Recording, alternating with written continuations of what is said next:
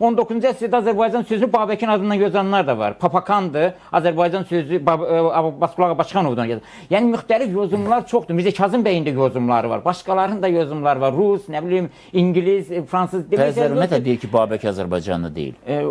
Mən yenə deyirəm ki, Abbasqulu Başxanov da o da şey edir ki, əslində Azərbaycan sözünün belə bir izah var ki, Azərbaycan sözü məhz Babək, Papakan və o nəysə onunla... Yəni türklərin aidiyyəti yoxdur Başxanovun dediyinə görə.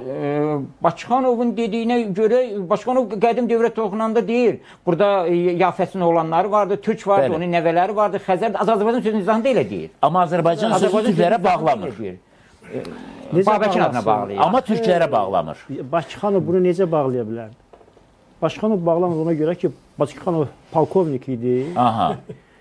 Rus çarının Tiflisdəki ofisində generalın piseri idi, mirzəsi idi. O da Rus nə deyir, onu yazmalıydı. Başxanov niyə bağlasın bunu? Hikmət müəllim üzr istəyirəm. Bu məsələ sizdən qətiyyən razı deyirəm. Razı deyirsən, sən razı olmaya bilərsən. Mən də sən deyirsən, razı deyiləm.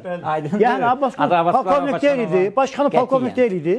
Polkovnik ola bilər, ancaq o cürə Rusiyanın mirzəsi deyil. Rus canişinin mirzəsi deyildi. Abbasqulu Başxanov dövründə idi ki, Çar Rusiyasına xidmət etmədiyinə görə istefa verdi, Məkkəyə getdi və... Siz mənim dediklərimi inkar eləyin.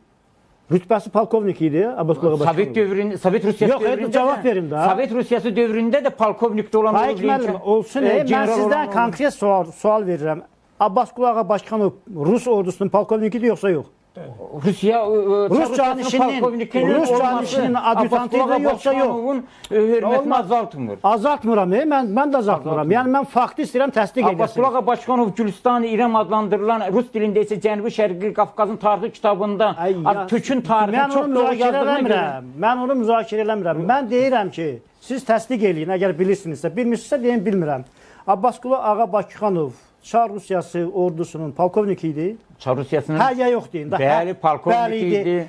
Səməd Ağa Mehmandarov da olub, Şıxlinski də olub. Şıxlinski də olubdur. Səməd Ağa Şıxlinski. Deyin görüm ikinci sualım. Səməd Ağa Mehmandarov. O canişin, Rus, Qafqaz canişinin adjutanti idi, yoxsa yox? Yavəri. Deyin, yavəri idi, yoxsa yox? Hə, ya yox deyin.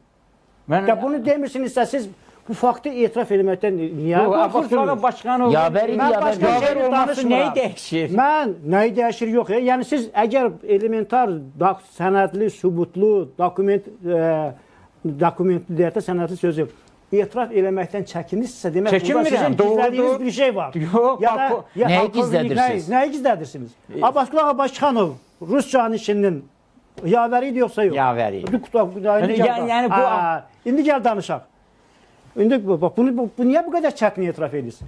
Mən günahkar hesab edirəm. Etiraf etmirəm. Burada etiraf ediləcək bir şey yoxdur. Abbasqulu Başxanov Gülüstan Ərirəm əsərində Azərbaycan xalqının, Türkün tarixini azdan çoxdan doğru türk yazdığına görə məcbur elədilər. Quba üsyanında da ittiham etdilər və polkovnikdə çünki orada əli var da Quba üsyanında da. Qasım bəy Zakirlə məktublarını oxumuşsunuz da. Bəli, var idi. Baxın görün nələr yazır da. Abbasqulu Başxanov Osmanlı türkü düşman elan edir də. Türk və dinli İslam ruhunu özündə daşıyır. Türkü düşmən elan edir. Həqiqətən o məktubda elə idi axı.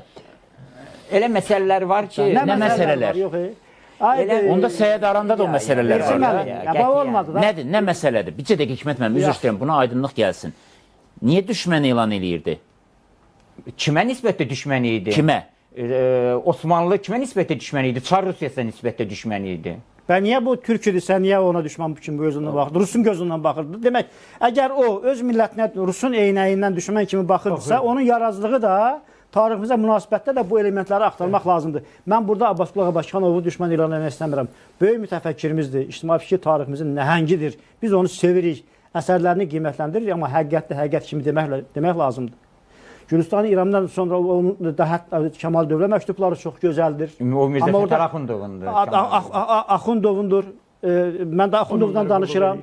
O da bizim ictimai fikir tariximizin nəhəngidir. Mən Abbasqulu Başxanovla dediyiniz fikirlərə qatılmıram. Mirzə Fətəli Axundovla bağlı fikirlərinizlə razılaşıram ki, bir çox məsələlərdə Çar Rusiyasının siyasətinə uyğun olaraq hərəkət etmişdir. Amma Abbasqulu Başxanov Çar Rusiyasının polkovniki də olsa, indi gəlin biz niyə belə danışırıq?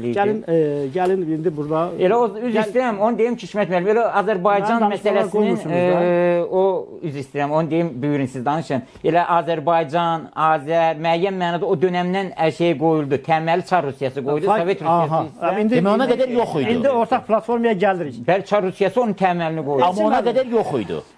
Ona qədər bu dərəcədə yox idi.